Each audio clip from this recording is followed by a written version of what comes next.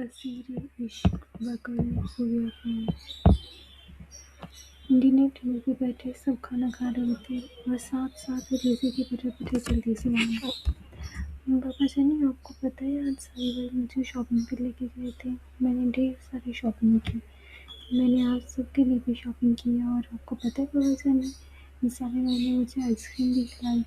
بہت مزہ آیا مجھے۔ کاش میرے ساتھ روحی بھی ہوتی تو اور بھی مزہ آتا۔ اس کے بعد بھی ساویار کا کھانا کھاتے ہوئے ہاتھ رکا۔ اس نے مجھے اٹھا کے نارمل لہجے میں پوچھا، روحی کون ہے؟ میری بیسٹ فرینڈ ہے بھائی، علیزہ نے چہک کے بتایا۔ مجھے کیوں نہیں پتا تمہاری اس فرینڈ کا؟ باقی سب تو گھر آتی جاتی ہے، تمہاری اس فرینڈ کو تو کبھی آتے نہیں دیکھا میں نے۔ کون ہے؟ کس خاندان سے ہے؟ کس طرح کی ہے؟ علیزہ ایسے کیسے تم کسی سے بھی دوستی کر سکتی ہو؟ ساویار کے جو سوال شروع ہوئے تھے رکنے کا نام ہی نہیں لے رہے تھے۔ علیزہ تو بس منہ کھولے اپنے ساوی بھائی کو دیکھتی ہی رہ گئی۔ وہ شاک تھی اور اسی وجہ سے اس سے بولا بھی نہیں گیا۔ زرینہ بیگم، روحان اور حیدر شاہ بھی ساویار شاہ کو بس دیکھ کے رہ گئے۔ زاوی وہ بہت اچھی لڑکی ہے، بہت معصوم پیاری بچی ہے، بالکل ہماری علیزہ کی طرح، اور وہ اس کی سب سے زیادہ کلوز فرینڈ ہے۔ ہم سب کو پتہ ہے اس کا۔ تم اگر ادھر رہتے ہوتے تو تمہیں بھی پتہ ہوتا۔ وہ تو تم لندن میں جا کے بیٹھ گئے ہو۔ یہ زرینہ بیگم تھیں جن کی بس ہو گئی تھی ساویار کے اتنے سوال سن کے۔ کچھ وقت لگا تھا علیزہ کو بھی سنبھلنے میں، پھر جیسے اسے ہوش آیا وہ تو چیخ ہی پڑی، واٹ! بھائی آپ نے یہ روحی کے لیے بولا؟ او گاڈ بھائی، آپ نہیں جانتے وہ کتنی اچھی ہے، کتنی کیوٹ ہے، کتنی پیاری ہے۔ آپ ایک دفعہ اسے دیکھ لیں گے نا تو آپ کا بھی دل کرے گا اس سے فرینڈشپ کر لیں۔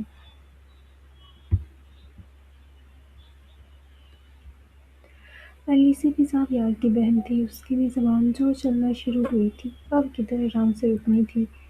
ساویار نے سر جھٹکا۔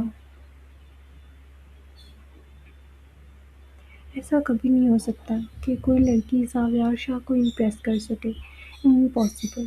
وہ منہ ہی منہ میں بڑبڑایا۔ بس بہت بحث ہو گئی، سب خاموشی سے کھانا کھاؤ اب۔ حیدر شاہ نے سب کو چپ کروایا، اور روحان جو خاموشی سے اپنا کھانا کھا رہا تھا اٹھ کھڑا ہوا۔ میں نے کھانا کھا لیا ہے۔ وہ نیپکن سے اپنا منہ صاف کرتا اٹھ کر اپنے روم میں چلا گیا۔ حیدر شاہ اور زرینہ بیگم اپنے بڑے بیٹے کو بس اداسی سے دیکھتے رہ گئے، جبکہ علیزہ اور ساویار شاہ کی چھوٹی چھوٹی باتیں ابھی بھی جاری تھیں۔ علیزہ اسے روحی کے بارے میں ہی بتا رہی تھی، اگر کہا جائے روحی کا ہی تعریف نامہ سنا رہی تھی تو غلط نہیں ہوگا، اور ساویار بھی صبر کی بوند پڑھتا سن رہا تھا۔ وہ اپنی لاڈلی کو کیسے کہہ سکتا تھا کہ اسے چڑ ہو رہی ہے اس ٹاپک سے؟ پھر دل ہی دل میں تھوڑا تجسس بھی ہوا کہ آخر ہے کون یہ شاہکار، لیکن اپنے دل کی یہ بات آسانی سے تسلیم کر لے تو اسے ساویار شاہ کون کہے؟ مغرور، ضدی، اکھڑ۔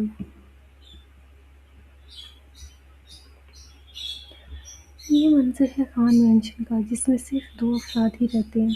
اتنا بڑا مینشن، ہر چیز قابل دید، ایک سے بڑھ کے ایک، اور یہاں رہنے والے وہ 2 افراد بالکل ہی مختلف طبیعت کے، ایک پانی تو دوسرا آگ، ایک نرم تو دوسرا سخت، ایک مضبوط تو ایک نازک۔ پھر اگر بات خوبصورتی کی آئے تو دونوں ہی لاجواب، بالکل ٹکر کے۔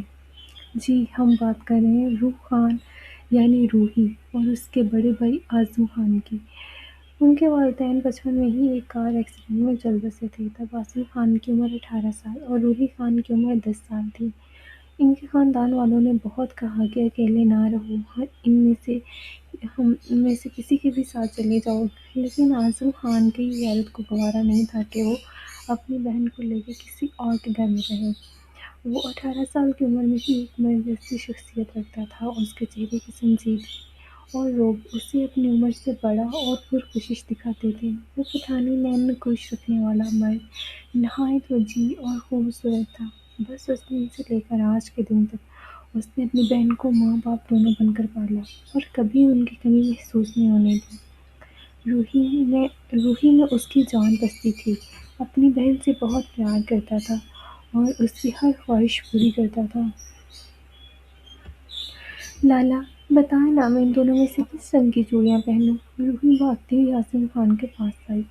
रूही, मेरा बच्चा, इतनी सुबह क्या हो गया है? जौन सी मर्जी पहन लो, मेरी गुड़िया पे तो हर रंग जचता है, आसिम ने प्यार से बहन को कहा। लैला, फिर भी बताएं ना, मैं कौन सी पहनूं? आपको पता है ना, चूड़ियाँ मुझे हर ड्रेस के साथ बिल्कुल मैचिंग की ही चाहिए होती हैं। फिर इतनी देर क्यों कर रहे हैं? अच्छा बाबा, बता रहा हूँ, गुस्सा तो नहीं करो मेरी गुड़िया। मैं डर जाता हूँ। आसिम शाह ने डरने की शानदार एक्टिंग करने की। रूही लाला को डरने की खूब एक्टिंग करते हुए देखकर खिलखिला के हंसी और उसके गाल पे पड़ते गड़े यानी डिम्पल ने अपनी झलक दिखाई। आसिम खान ने बहन को हंसता देखकर ढेरों नोट अपनी जेब से निकाले और उसके सर से वार कर पास खड़ी मुलाजमा को दे दिए। बस इसी तरह जिंदगी भर हंसती रहो मेरा बच्चा।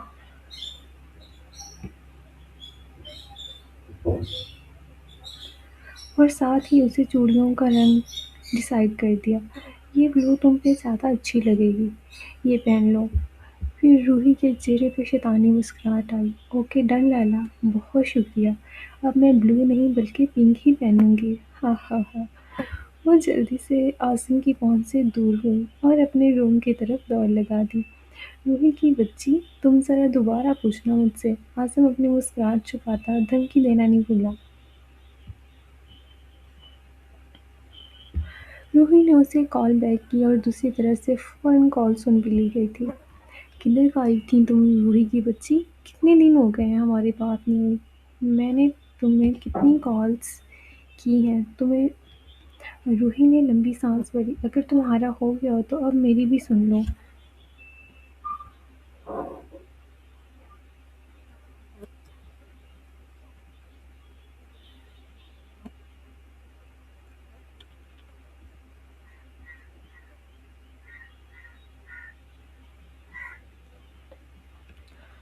हाँ बोलो, लीज़ा ने गुस्से से कहा। उसे रूही पे बहुत गुस्सा था क्योंकि उसने इतनी ज़्यादा बातें बतानी थी उसे और उस बदतमीज़ ने उसकी कॉल भी नहीं सुनी थी और ना मैसेज देखे थे। यार वो बिज़ी थी थोड़ा, मारूफ का बर्थडे था, उसी की वजह से तैयारियों में बिज़ी थी। तुम तो आई नहीं और तुम भी बताओ ना क्यों नहीं आई थी?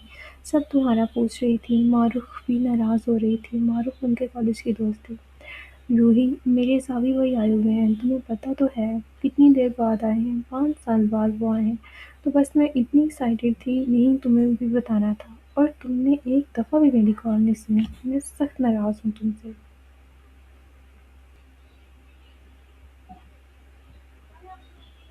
अलीज़े अलीज़े ना मेरी प्यारी दोस्त, नाराज़ नहीं होते अपनी इतनी मासूम दोस्त से। अल्लाह मियाँ गुनाह देते हैं। अच्छा ठीक है, अगर तुम चाहती हो मेरी नाराज़गी ख़त्म हो जाए तो तुम्हें मुझे मनाना होगा। जी ज़रूर, बोलिए लीज़े शाह, कैसे मानेंगी? कैसे मुँह ठीक करूँ तुम्हारा? रूही ने ड्रामाई अंदाज़ में कहा। तुम्हें मेरे घर आना होगा मुझे मनाने के लिए और फिर मैं तुम्हें सावी भाई से भी मिलवाऊँगी। तुम्हें पता है मेरी और उनकी कल कितनी बहस हुई है और मैंने उनसे कहा है कि मैं रूही से मिलवाऊँगी आपको। वो मेरी सबसे अच्छी दोस्त है। तुम आओगी ना रूही? आखिर में उसने उम्मीद से कहा। यार इलीसे, तुम्हें पता तो है लाला का, उन्हें ये सब पसंद नहीं है। मेरा किसी के घर जाना, वो इजाज़त नहीं देंगे।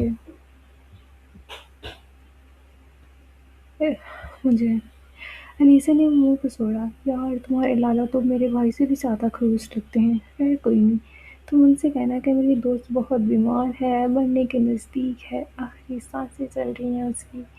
मुझे उसका आखिरी दीदार करना है। हाँ हाँ।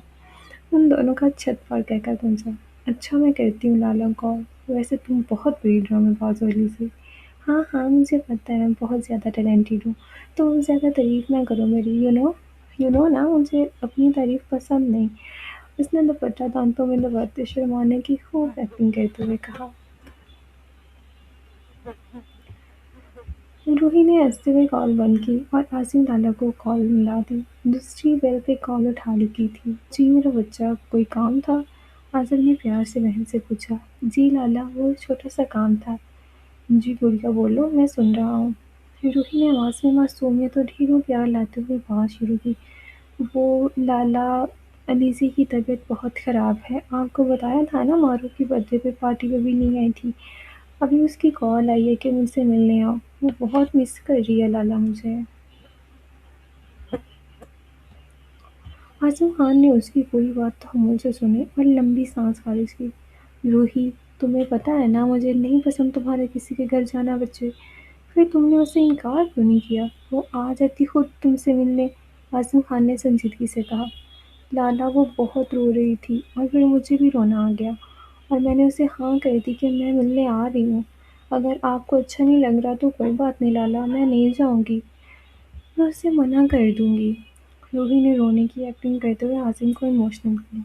کہاں دیکھے جاتے تھے اس سے اپنی لاڈلی بہن کی آنکھوں میں آنسو۔ اچھا ٹھیک ہے، تم رو کیوں رہی ہو؟ رونا بند کرو، میں ڈرائیور کو کال کرتا ہوں، وہ تمہیں لے جائے گا، اور اپنا خیال رکھنا اور جلدی واپس آ جانا، زیادہ دیر نہیں رکنا، اوکے؟ میں میٹنگ میں جا رہا ہوں۔ اوکے لالا، آپ بھی اپنا خیال رکھیے گا، لو یو۔ عاصم نے بہن کی مسکراتی آواز سن کے پرسکون ہوتے ہوئے فون بند کیا۔